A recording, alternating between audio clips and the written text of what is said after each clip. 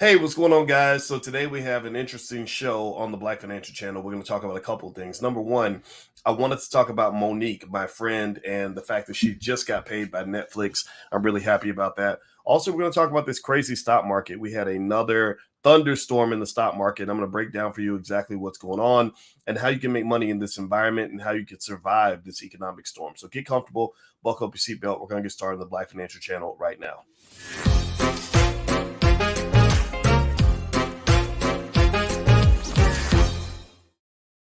Good morning and welcome to the Black Financial Channel. That's theblackfinancialchannel.com. My name is Dr. Boyce Watkins. I am your friendly neighborhood finance professor. On the Black Financial Channel, we talk about Black wealth and Black economics every single day, sometimes as much as 10 times a day under one condition. The condition is that we are Black first. Black first means we care about our community. Black first means we love our kids. Black first means we love Black men and we love Black women. Black first means that we educate ourselves at the highest levels on economics and we want to be economically intelligent. If you agree with this philosophy, put a B1 in the chat, hashtag B and the number one, hashtag B1. That is the model that we use to express who we are and the fact that we're leveling up our culture, we're setting standards. So I want to say good morning to everybody, Stephen and William and Salam, and my name is Corey and Terry Cobb and Corey. I see you're asking about the covered calls training. I have not set a date for that yet. I am going to go ahead and get that done because writing covered calls would be a great strategy for this particular market environment. And we'll talk a little bit more about that later, but thank you for asking about that. I'm going to work on that today. All right. So here's the deal. How many of you noticed how that the stock market is going a little bit crazy today? Give me a yes or no in the chat if you're aware of what's happening in the market. If you saw that it dropped by 700 points, it tumbled below 30,000 to the lowest level in more than a year. The Dow hasn't dropped below 30,000 since 2020, if I'm not mistaken. And actually, I'm sorry, January 2021. That's the last time, or it's at its lowest level since January 2021. The Dow dropped 2.4% or 740 points. The major averages entered Thursday's session down 4.5%. Let's see here. I'm looking here, and according to one expert here named Ryan Dietrich, he says the Fed has a very tight needle to thread here, and I think investors in the market in general are losing a good deal of confidence that the Fed might be able to do that. So what that means is that people don't believe that the Fed can control inflation. They believe that we're going into a recession, and so you got to kind of get ready because you're on that part of the roller coaster. You know, the part where they take you up and they start clicking, click, click, click, click, click, click, click, and you're about to go down, right? So you might want to close your eyes and hold your nose because it's going to be a little bit messy. However, at the same time, remember I told you guys 1,000 times that this is where people make their money. This is where you separate the men from the boys. This is where you separate the grown women from the little girls. This is where the real investors stand up. In 2020, you didn't have real investors in the market. You had people that were shaking the bones and rolling the dice and hoping to get lucky. You're not going to get rich because you're lucky. You're going to get rich because you're smart and because you have discipline and you have patience and you have consistency. That is how you're going to get paid. So anyway, let me ask you this. If you could take 1 second, please hit the thumbs up button, thumbs up, thumbs up, thumbs up, share, subscribe. And actually, before I even dive into that, I just have to make a quick little note. I noticed that Monique actually got paid by Netflix. I'm really happy about that. I told you guys I know Monique, and she's a very nice lady. And her husband Sydney, I met him, and they called me one time. We had a great conversation, and I've always been rooting for Monique. And Monique seems to be just in all these battles where she's fighting everybody. You saw last week she was fighting with D.L. Hughley over something with a contract. Before that, it was Steve Harvey and Tyler Perry and Oprah Winfrey and Lee Daniels and I get it. I think Hollywood's full of crap, and I totally understand the idea of fighting a bunch of these folks from Hollywood who are not necessarily representing the interests of our community. And I think Monique really is a person who really wants to be Black, and I think that her heart's in the right place. So I'm happy that she got her money from Netflix. I do wonder though how this is going to play out for her long term financially, because I think that when you are suing major corporations like that, one thing that's going to happen to you for sure is you're going to get blackballed. I know this because I was threatening to file a lawsuit against Syracuse University back when I was on the faculty there, and they paid me a bunch of money. That's why I didn't file the lawsuit. They literally gave me a few $100,000 to be quiet, and I said, okay, you paid me well. I'm going to go sit over here in the corner and work on the next stage of my life. That's when I started planning the Black Business School. And I said, hey, I want to leave this place anyway, and I'm going to go educate my own. So I used some of that money as seed money to build my next business. So I think that's okay. I think that's perfectly fine. But the thing about it, though, is that when I was threatening to sue Syracuse and they knew that I was serious, they knew that I wasn't scared. You wouldn't deal with no scared Negro here. One of the repercussions, one of the consequences was that I knew I couldn't then turn around and then go to the university next door and say, hey, can y'all give me a job? Can y'all hook me up?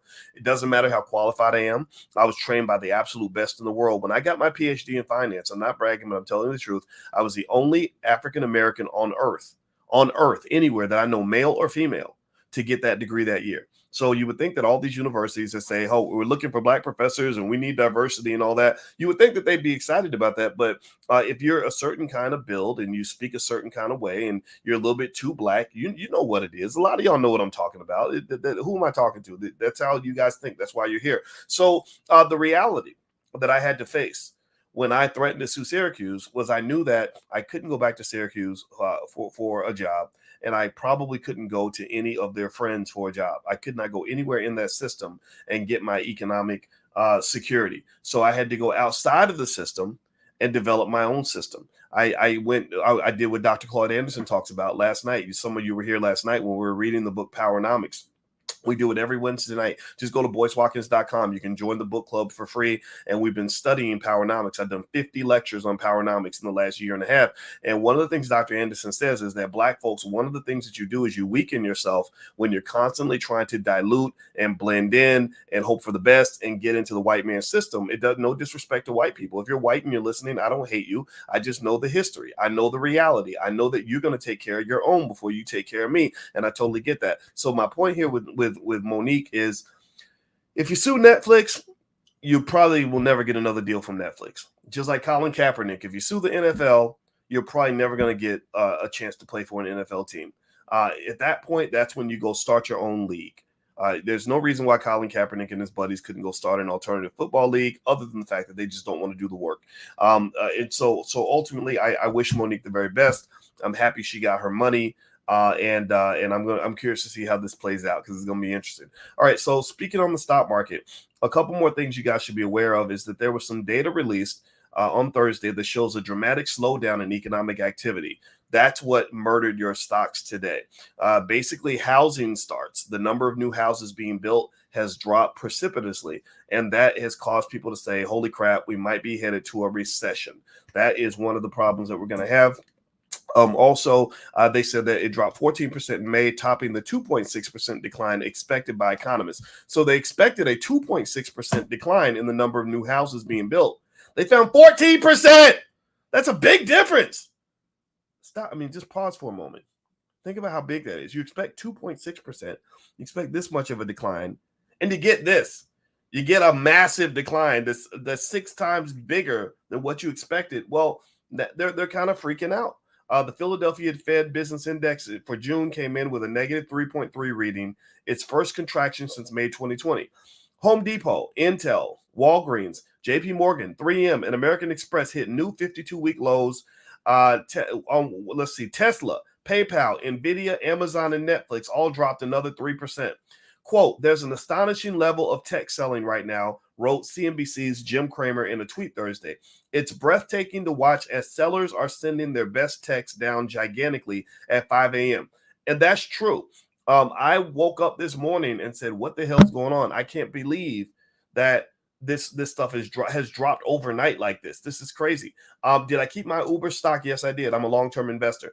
And so ultimately, you're just looking at kind of a messy situation where basically what's happened is that your cover has been removed. Your what's the word? The cushion has been taken away. Muhammad El Arian, who's a professor that I respect, he's with Alliance Capital. He basically said it really clearly where he said that, quote, it's about time we exit this artificial world of predictable, massive liquidity injections where everybody gets used to zero interest rates, where we do silly things, whether it's investing in parts of the market we shouldn't be investing in or investing in the economy in ways that don't make sense. We are exiting that regime and it's going to be bumpy. And that is absolutely 100% true. What is occurring right now is you are entering into what in economics we call this a regime shift. The world has changed. You're going from the 17-year-old whose parents paid all your bills and would buy you a new car every time you crashed your car, to becoming a grown up where your parents have said, I'm cutting off the purse string. If you crash your car, you got to pay for it. If you go to jail, you got to bail yourself out. That's a whole different reality that is going to, if you're logical, it's going to shift the amount of risk you take in your life. When my parents told me when I was 18, look, if you have a problem, you're going to have to bail yourself out. Well, that told me that I better be careful. I can't go out here and act a fool. I had friends in college who would go out and get drunk and get arrested on the weekends, and their parents would come bail them out. I knew my parents wouldn't bail me out, so I was much more careful. So now the Fed is not bailing out the stock market anymore. The Fed is not coming to the rescue when bankers make crazy, ridiculous choices. With these SPACs, you had a whole industry of SPACs that were a bunch of them were just garbage, and they were putting them out there and they were collecting billions of dollars. That's gone away. A lot of these crazy cryptos being put out there. We made a new coin and we named it after our dog, and it is worthless. And we want you to know that it's worthless. And people are still paying big money for a worthless coin named after a dog. Well, there's consequences for that. Or you have some of these companies out here that are surviving on debt and debt alone. They're ghost companies. They're not making any money. They're not even making a damn product yet. And people are bidding billions of dollars for these companies. Well, those days are gone. So the market has just shifted. This has become a Warren Buffett stock market. This has become a market where guys like Warren Buffett and Charlie Munger get to sit back and say, we told you so. We were telling you this back in 2020. You told us we were old-fashioned. You told us we didn't know what we were talking about. You told us that we're just a bunch of old fogies. And now look who's paid and look who's broke. Because Warren Buffett is still sitting on about $150 billion in cash, and he's going to deploy that cash to go out and buy some of these distressed companies that are getting body slammed as the market froth is being removed. So I wish I could tell you that this was the end of it. I wish I could tell you that things are going to get better tomorrow. I can't tell you that because I'd be lying to you. But what I can tell you, the good news is this. The good news is that there are tremendous bargains in this market. There are so many stocks in this market that I really think are going to do well over the next 2 to 3 years. There are wonderful long-term investments available if you plant your money consistently in this market.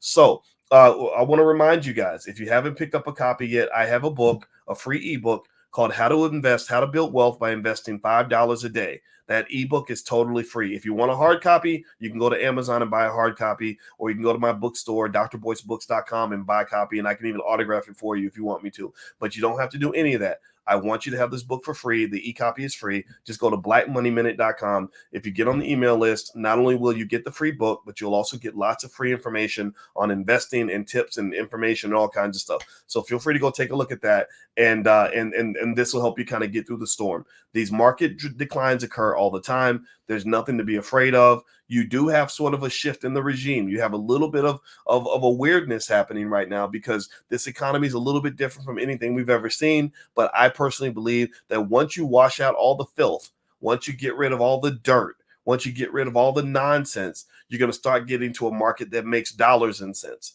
And that's what you're going to end up with by the time this is done. A lot of your crazy retail investors who are throwing money at everything are gone. The Wall Street bets crowd is gone. The meme stock crowd is mostly gone. Now the grown-ups are taking over the stock market, and this is why you're seeing these major declines. Okay. All right. So anyway, I got to go, guys. If you want to follow me on Instagram, I'm going to be speaking today with Jay Morrison this afternoon. And Jay is a real estate guy, and he has a lot of interesting perspectives, and I encourage you to come and check it out. He actually runs the Black House in Atlanta, which is a great college campus-y kind of place where they're making movies and meeting with Black folks, and it's an amazing building. I have an office down there in Atlanta, and so if you'd like to join us on Instagram, just follow The Real Boyce Watkins. You can hang out with us for this conversation a little bit later this afternoon. I haven't heard back from Jay yet, but once I hear back from him, here we go. Okay. So he can't do the live today, but follow me on Instagram anyway, because we always do good stuff and there's always good information being shared. All right, everybody. Well, love you and God bless you. And thank you, Anita English. I see your kind words and I appreciate you very, very much. And I appreciate all of you. So hang in there. Don't be scared. I know it's tough. I know it's a little nerve wracking, but just keep coming back and I'll keep telling you what I see. And I can tell you that that there's nothing that we're looking at right now that we haven't seen at some point in history. When I was working on my dissertation, I had to look at 100 years of stock market data. This kind of thing has happened many, many times before, and it's very predictable that those who invest heavily during times like this are the ones who end up making the most money. So don't miss your opportunity. Be consistent. Don't be scared. Scared money don't make money. I want you to get rich. All right, guys, if you could hit the thumbs up button on your way out, thumbs up, thumbs up, thumbs up. And also BoyceWatkins.com. Go there if you'd like to join the stock market class or learn anything else about what we're doing, and or maybe come to the convention. We talk about investing at the All Black National Convention in October, and I'll see you guys soon. Have a great day. Talk to you later. Peace.